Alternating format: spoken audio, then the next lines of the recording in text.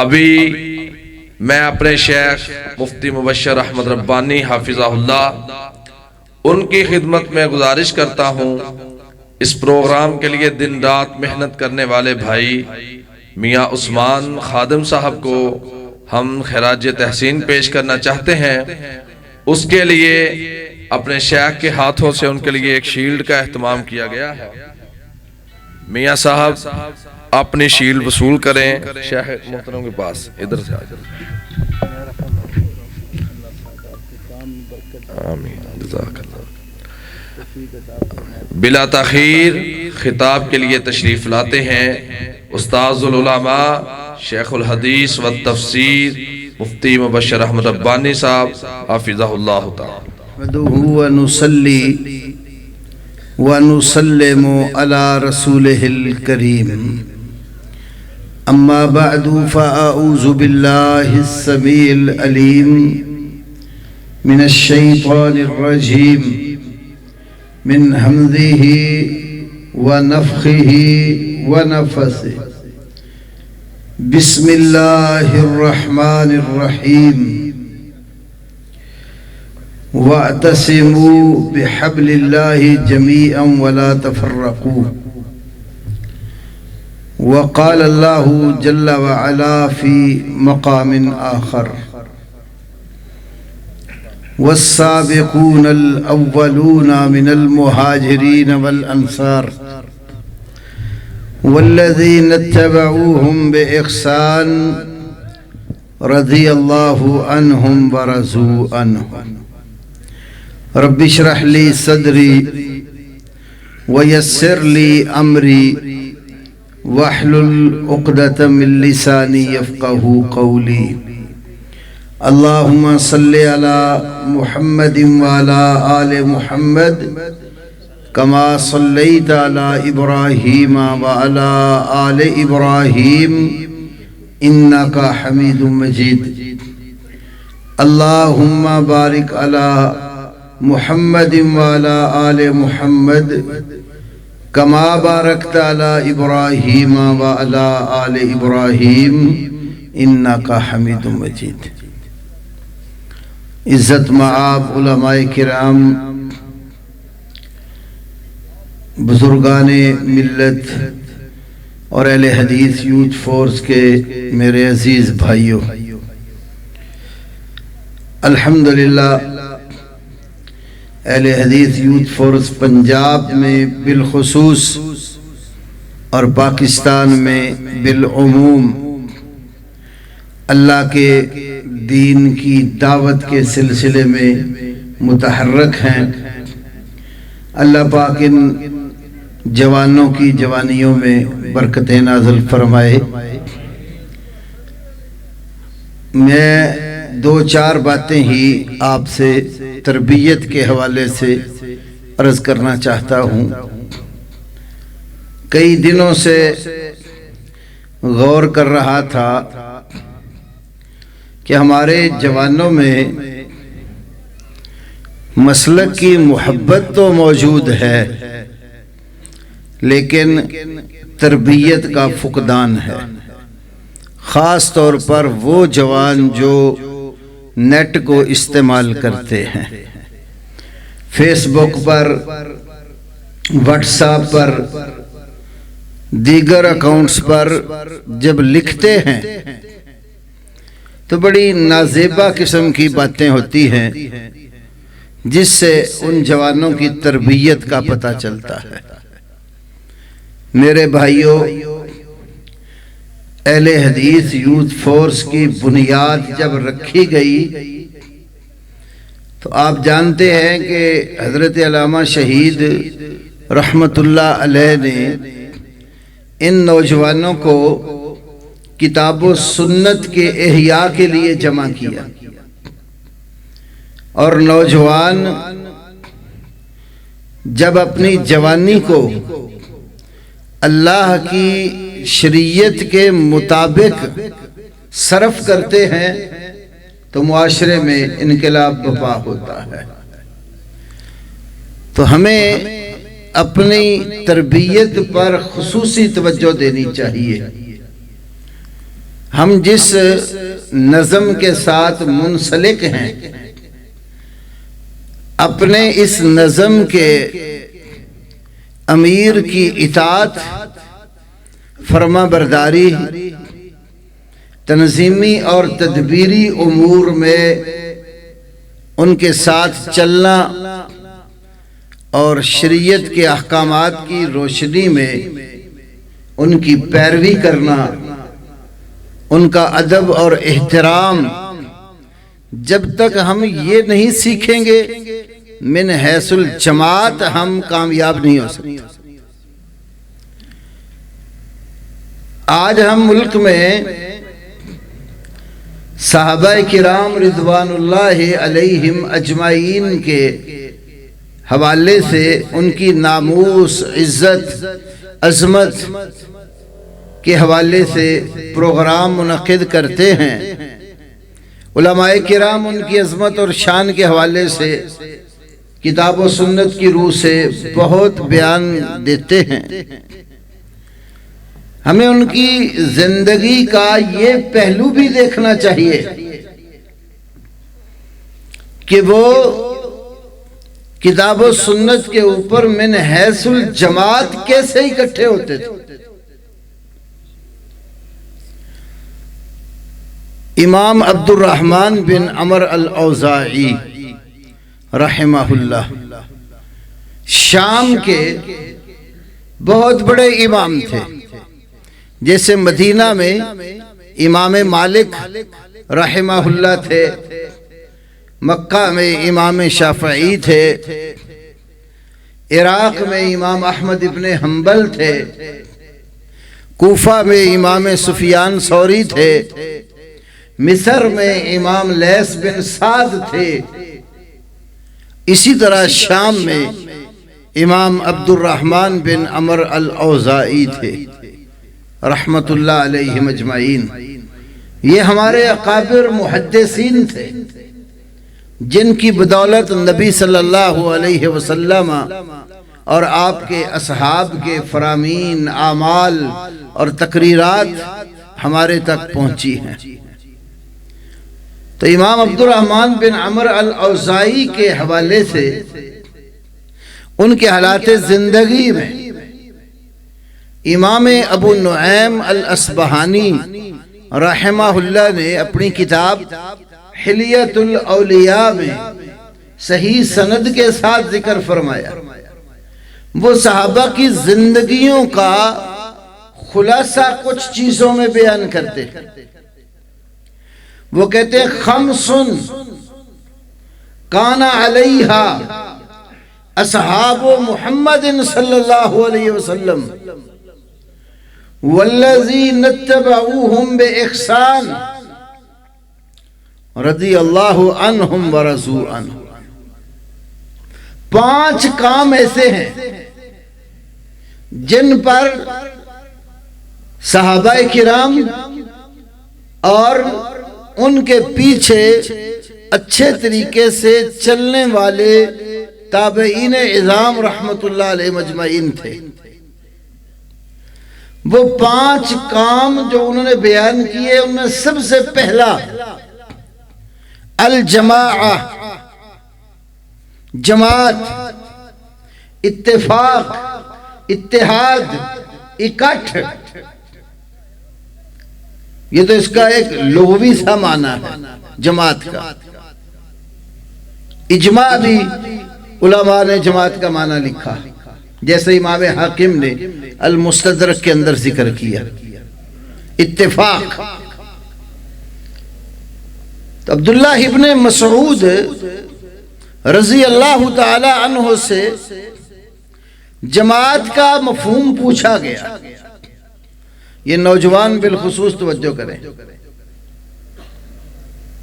حلیۃ الاولیاء میں بھی ہے، عقیدے کی کتابوں میں شرح و اصول اعتقاد اہل سنہ والجماعہ میں بھی ہے، اور کتب رجال میں سے امام مزی کی تہذیب الکمال میں عمر بن میمون کے حالات زندگی میں بھی لکھا ہے۔ شیخ البانی علیہ رحمہ نے مشکات کی تحقیق میں اس روایت کو صحیح قرار دیا۔ جماعت کیا چیز ہے؟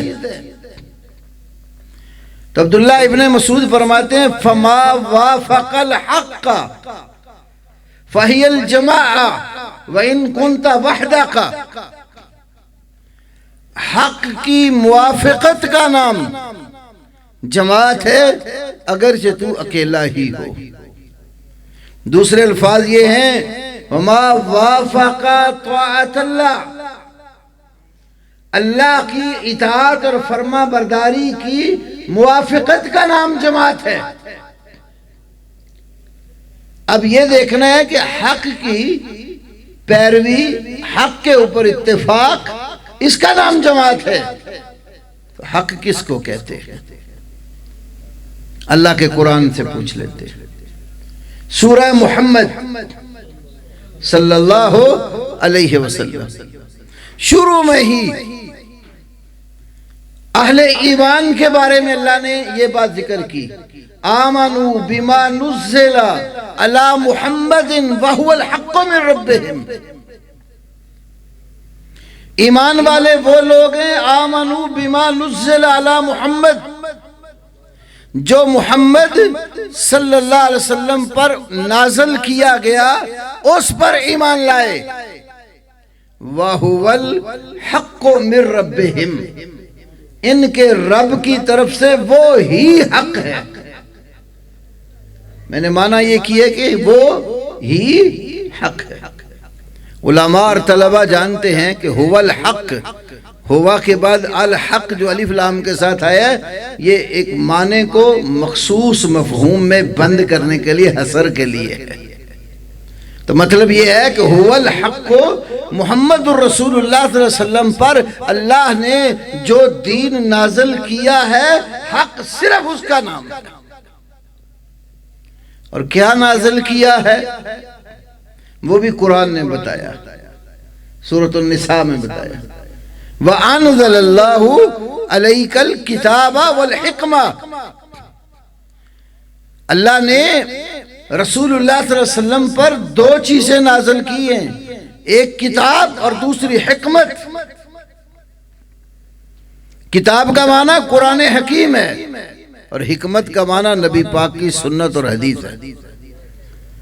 اس کے بہت سارے دلائل ہیں، میں صرف ایک حوالہ عرض کرتا ہوں، امام بخاری کی صحیح میں، کیونکہ یہی سب سے معتبر حدیث کی کتاب سمجھی جاتی، صحیح بخاری کتاب التفسیر سورۃ الاحزاب، اور یہ آیت وَاذْكُرْنَا مَا يُتْلَى فِي بُيُوتِكُنَّ،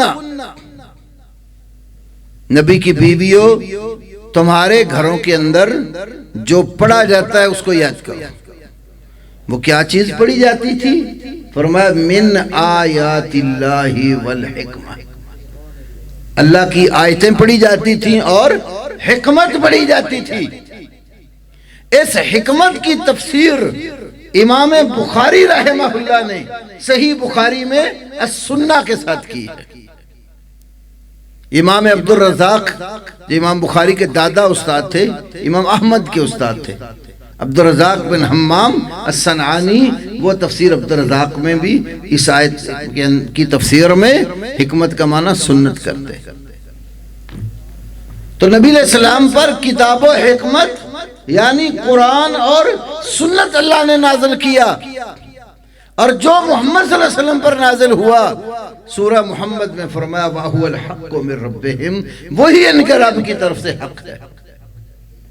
اور ایک حدیث سن لیجیے، بڑی مشہور حدیث ہے، سنن ابی داود میں، مسند احمد میں، طبقات ابن سعد میں، مستدرک حاکم، جامع و بیان العلم و فضلہ میں امام ابن عبد البر نے یہ حدیث نقل کی۔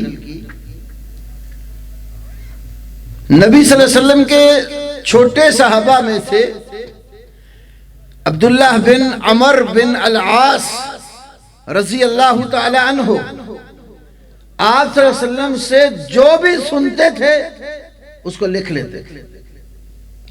ایک دفعہ قریشیوں نے عبداللہ ابن عمر رضی اللہ عنہ کو منع کیا کہ تم ہر بات جو سنتے ہو لکھتے ہو، لکھا نہ کرو۔ وجہ کیا ہے؟ وجہ بیان کی کہ محمد بشر یتکلم فی الرضا والغضب، کہ محمد صلی اللہ علیہ وسلم بشر ہیں، انسان ہیں، خوشی میں بھی بولتے ہیں اور غضب میں بھی بولتے ہیں، کبھی غصے میں کلام فرما جاتے ہیں، کبھی رضامندی اور خوشی کے ساتھ بھی بولتے ہیں۔ تم ہر دو صورتوں میں کوئی بات چھوڑتے نہیں، لکھ جاتے ہو، نہ لکھا کرو۔ تو نبی صلی اللہ علیہ وسلم کو جب بتایا تو آپ صلی اللہ علیہ وسلم نے صحابی کو حکم دیا اور اپنی زبان کی طرف اشارہ کر کے یہ کلمات فرمائے، اکتب فوالذی نفس محمد بیدہ ما یخرج منہ الا حق، اے عبداللہ لکھا کر، اس ذات کی قسم ہے جس کے ہاتھ میں محمد کی جان ہے، میری زبان سے حق کے سوا کچھ نہیں نکلتا۔ تو معلوم ہوا کہ پیغمبر نے جو فرمایا ہے وہ حق ہے، پیغمبر پر جو وحی آئی ہے وہ حق ہے، اور جس کے پلڑے میں حق ہے، کتاب اور سنت ہے، قرآن اور حدیث جس کے پاس ہے، وہ جماعت ہے۔ یہ عبداللہ ابن مسعود فرماتا ہے، الجماعت ما وافق الحق وَإِن كُنْتَ وَحْدَكَ، اگرچہ آپ دنیا میں اکیلے ہیں اور آپ کے پاس قرآن اور حدیث کی دولت ہے، تو حق جو ہے وہ کثرت کا محتاج نہیں ہے۔ کچھ لوگ یہ سمجھتے ہیں کہ جس کے ساتھ اکثریت ہو وہ حق والے ہوتے، اور وہ سواد اعظم کا معنی بھی کثیر تعداد والے لوگ کرتے۔ امام بخاری کے استاد امام اسحاق بن راہویہ رحمت اللہ علیہ، جنہوں نے امام بخاری کو صحیح بخاری لکھنے کی ترغیب دی تھی،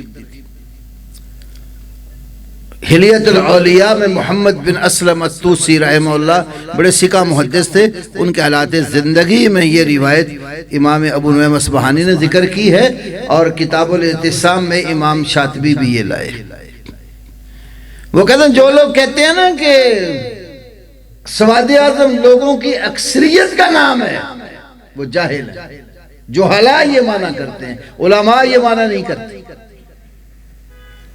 علماء کے ہاں سواد اعظم کا مفہوم بھی حق کی اتباع کا نام ہے، کہا بندہ اکیلا ہی دنیا میں کیوں نہ ہو۔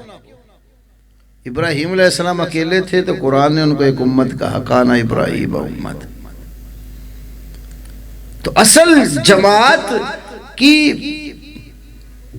جو تشریح اور تعبیر ہے وہ جس کے پاس قرآن اور حدیث کی دولت ہے، اور دنیا میں وہ واحد جماعت اہل الحدیث ہے۔ باقی جتنے لوگ ہیں وہ قرآن و حدیث سے کسی نہ کسی رنگ میں پھرے ہوئے۔ موقع نہیں میں اس تفصیل میں جاؤں کیونکہ میں نے اور تھوڑی سی باتیں کرنی ہیں۔ تو حق صرف قرآن اور حدیث والا وہ اہل الحدیث کے پاس ہے۔ تو جب اللہ پاک نے آپ کو حق کے ساتھ جوڑ دیا ہے اور آپ ایک جگہ پر مجتمع ہیں، اب جس عالم کے ساتھ لگ کر آپ دین کے اوپر عمل کر رہے ہیں، جس کو امیر بنایا ہے، اس کے پیچھے چلنا بھی آپ پر لازم ہے۔ یہی جو جماعت کا معنی ہے، اس کے ساتھ ہی امام اسحاق بن راہویہ نے کہا کہ جو قرآن اور حدیث کی پیروی کرنے والے لوگ اور وہ عالم جو کتاب و سنت کو جانتا ہے، اس کی اقتداء میں چلنے والے لوگ وہ جماعت ہیں۔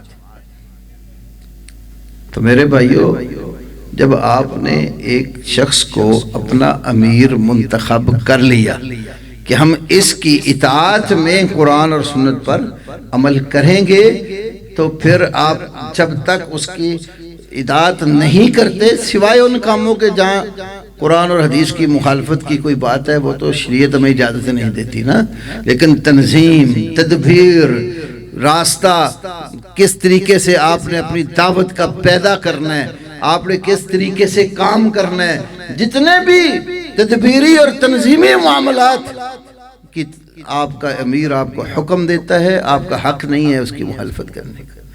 مخالفت وہاں کریں گے جہاں قرآن اور حدیث کی نصوص کے مقابلے میں ان کی بات آئے۔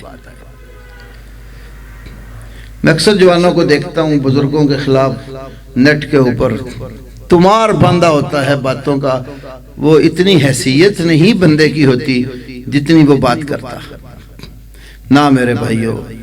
اللہ نے اگر آپ کو ایک عمر رسیدہ مدبر امیر عطا فرمایا ہے پروفیسر آفت ساجد میر صاحب کی کیا صورت میں، تو آپ کا کام یہ ہے کہ آپ اپنے امیر کے ساتھ محبت بھی رکھیں، ان کی عزت اور اکرام بھی کریں اور ان کی اطاعت بھی کریں۔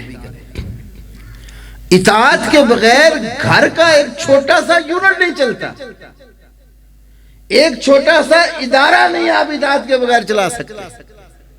مثال کے طور پر کسی بندے نے ایک سکول کھولا ہے، اب سکول میں وہ ہیڈ ہے، سکول کا پرنسپل ہے، ٹیچر اس نے رکھے، اب وہ ان کو نظام تعلیم، نظام الاوقات مرتب کر کے دیتا ہے، اور اگر ٹیچر اس ہیڈ کی بات نہیں مانیں گے، اس نظام میں اپنی طرف سے کمی بیشی کریں گے تو ادارہ کامیاب ہو۔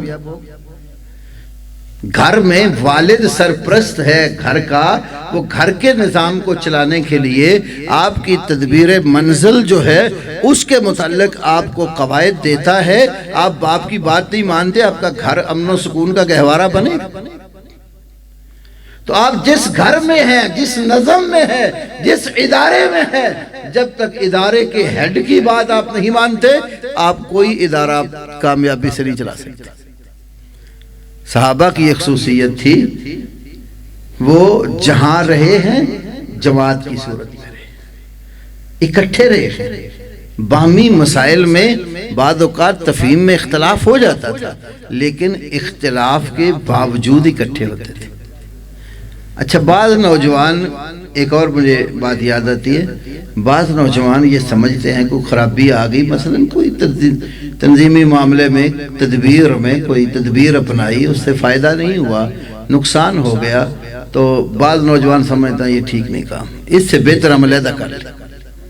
نہ میرے بھائی، علیحدگی میں جو آپ سوچتے ہیں نا کہ میں علیحدہ ہو کے اس سے بہتر کر سکوں گا، اور جماعت میں کراہت کرتے اس کام سے، یہ جماعت کے اندر رہ کر کراہت کرنا کسی کام سے علیحدہ بہتری والی سوچ سے کئی گنا بہتر ہے۔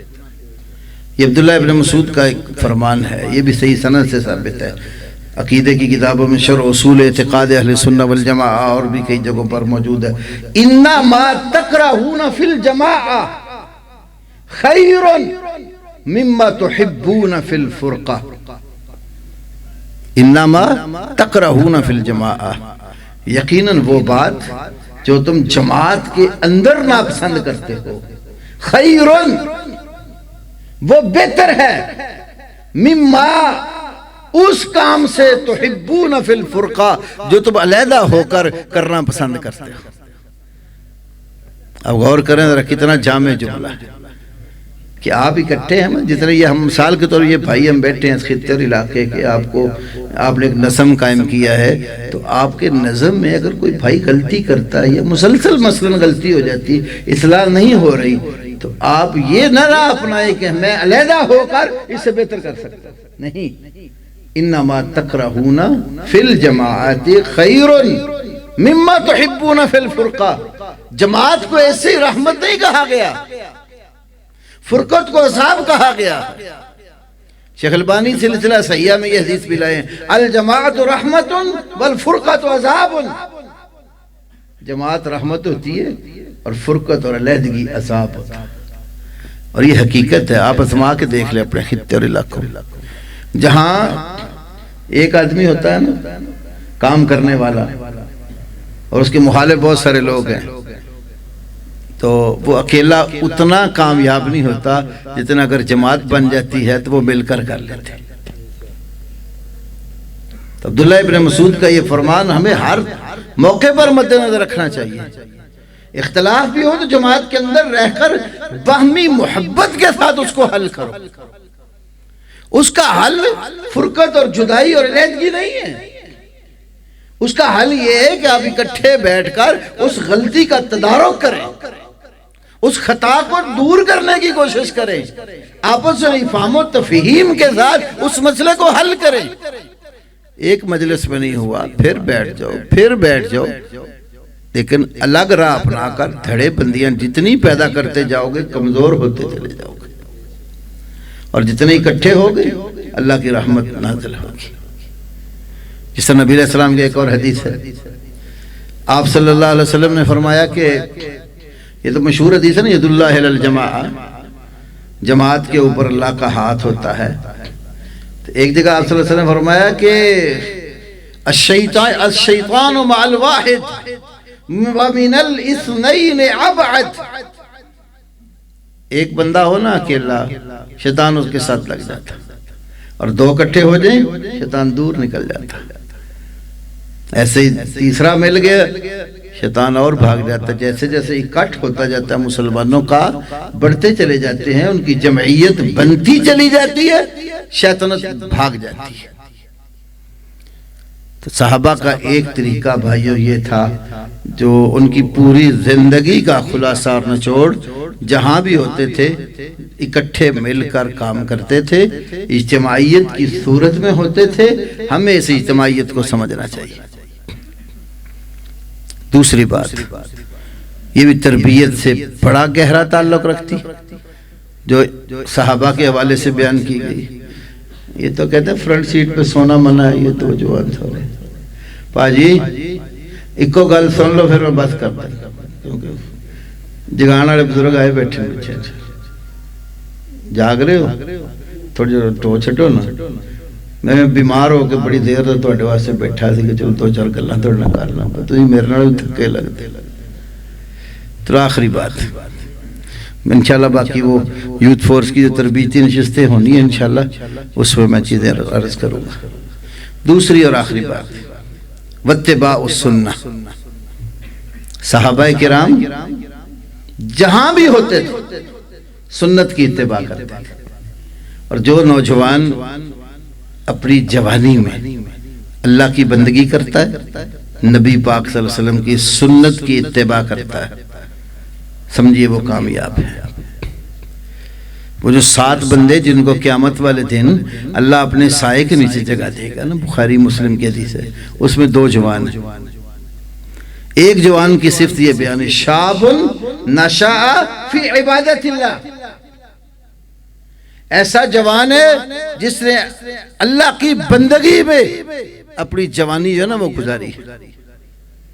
تو عبادت، اور عبادت میں نبی علیہ السلام کی سنت، صحابہ کا طریقہ تھا، رسول اللہ کی سنت کا خیال کرتا تھا۔ عبداللہ ابن عمر کی بڑی مشہور روایت ہے مستدرک حاکم میں، ان کے پہلو میں نا ایک شخص نے چھینک ماری، اور کیا کہتا ہے، الحمدللہ والسلام علی رسول اللہ۔ بظاہر تو بات بڑی شاندار ہے نا، الحمدللہ، اللہ کی تعریف ہے ساری، والسلام علی رسول اللہ، اور سلام رسول اللہ صلی اللہ علیہ وسلم۔ ہم میں سے کوئی بندہ اللہ کی حمد کا منکر ہے؟ کوئی نبی پاک پر سلام پڑھنے کا منکر ہے؟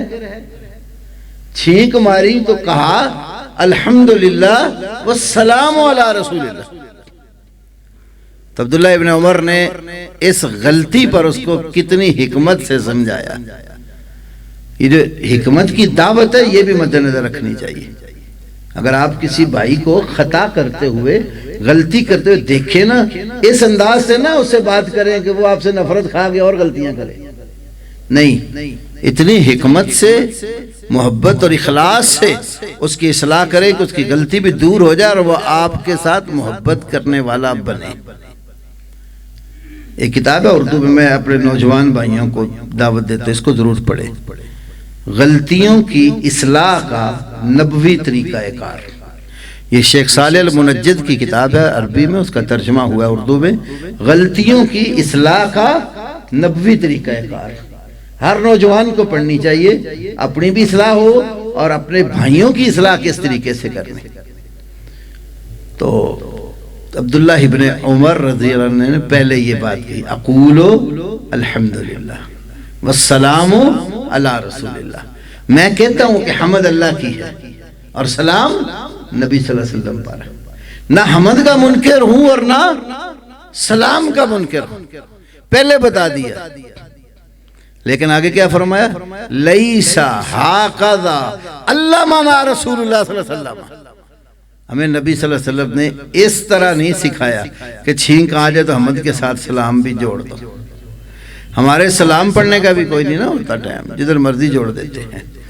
اور جو اگر کوئی سمجھائے تو سمجھنے کی بجائے پہلے فتویٰ جڑ دیتے ہیں، یہ تو درود و سلام کوئی نہیں مانتا. تو ابن عمر رضی اللہ نے پہلے اس کو بتا دیا کہ میں اللہ کی حمد کا قائل ہوں، نبی پاک کی ذات پر سلام کا بھی قائل ہوں، لیکن یہ تو یاد رکھ لے کہ چھینک مار کر نبی پاک صلی اللہ علیہ وسلم نے حمد سکھائی، سلام نہیں سکھایا. یہ طریقہ رسول اللہ کا نہیں. بتانا یہ تھا کہ جہاں حمد سکھائی اللہ کے نبی نے وہاں حمد پڑھو، جہاں سلام سکھایا ہے وہاں سلام پڑھو، رسول اللہ کی بات کی پیروی کرو.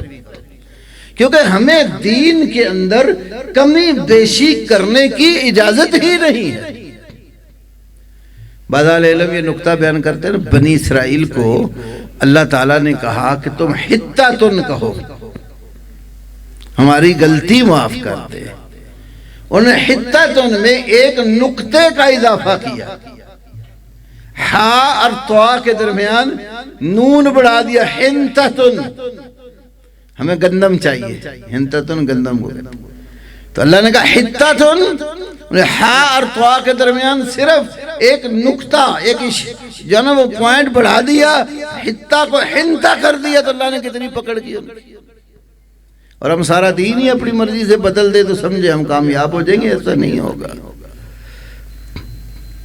تو نبی صلی اللہ علیہ وسلم کے صحابہ کرام جو آپ تعلیم دیتے تھے، جیسے سمجھاتے تھے، اسی طرح ہی اس پہ عمل کرتے تھے.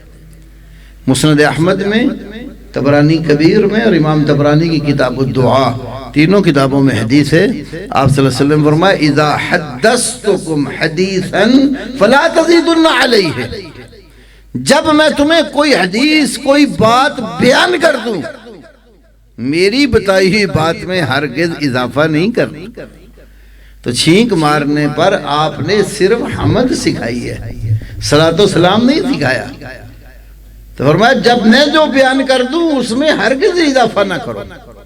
تو صحابہ نبی علیہ السلام کے امر کی، آپ کے بتائے ہوئے عمل کی پوری پیروی کرتے تھے.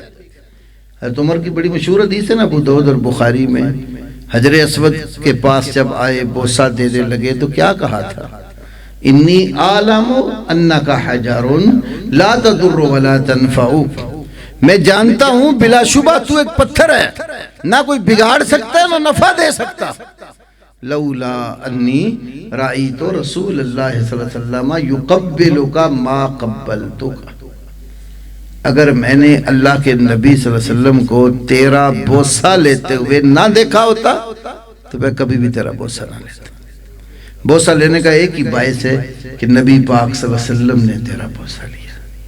تو اہل حدیث بوڑھا ہو یا جوان، اہل حدیث کی یہ پہچان ہے کہ وہ نبی کی سنت کا پیروکار ہوتا ہے.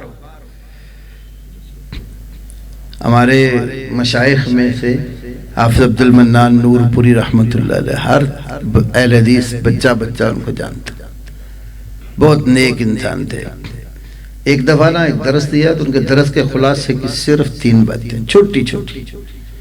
انہوں نے آیت پڑھی سورۃ اعراف کی، اتبعوا ما انزل الیکم من ربکم، کہ اللہ پاک نے فرمایا کہ جو تمہارے رب کی طرف سے نازل کیا گیا ہے اس کی پیروی کرو، ولا تتبعوا من دونہ اولیاء، اس کے سوا دیگر دوستوں کی پیروی نہ کرو. کہنے لگے ہر بندہ ہم میں سے اگر 3 کام کر لے، کتنے؟ 3، سمجھو وہ اس آیت پر عمل کر لیتا ہے اور اسلام اس پر سر تا پاؤں نافذ ہو جاتا ہے. 3 باتیں. نمبر 1 فکر و عقل، فکر اور عقل وہی کے تابع کر لے. نمبر 2 قول و عمل بھی وہی کے تابع کر لے.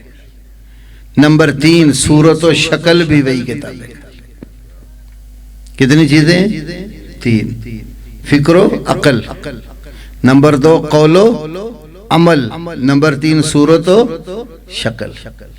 تو ہر یوتھ فورس کا نوجوان ان تین چیزوں کو سامنے رکھ لے تو وہ صحابہ کرام والی صورتحال پیدا ہوتی ہے۔ وہ فکر اور سوچ بھی وہی کتابیں رکھتے تھے، بولتے تھے یا عمل کرتے تھے، ان کی اقوال اور اعمال اللہ کی وحی کی روشنی میں ہوتی تھی، اور ان کا ظاہر بھی، ان کی صورت، ان کی سیرت، ان کا لباس، ان کا اٹھنا بیٹھنا، چہرہ مورا رسول پاک کی سنت کے مطابق ہوتا تھا۔ تو صحابہ کی زندگی میں بہت ساری چیزیں، میں نے صرف دو باتیں آپ کے سامنے رکھی، تو اس کو مد نظر رکھنا ہے۔ جماعت کا وقار، اس کا خیال، امیر کی عزت، اس کا مقام اور نظم کی پیروی، یہ ایک ہی چیز ہے، اس میں الفاظ مختلف۔ اور دوسری بات رسول اللہ کی سنت کی پیروی۔ انشاءاللہ باقی کو اللہ نے موقع دیا تو پھر عرض کروں گا۔ آخر دعوانا الحمدللہ رب العالمین۔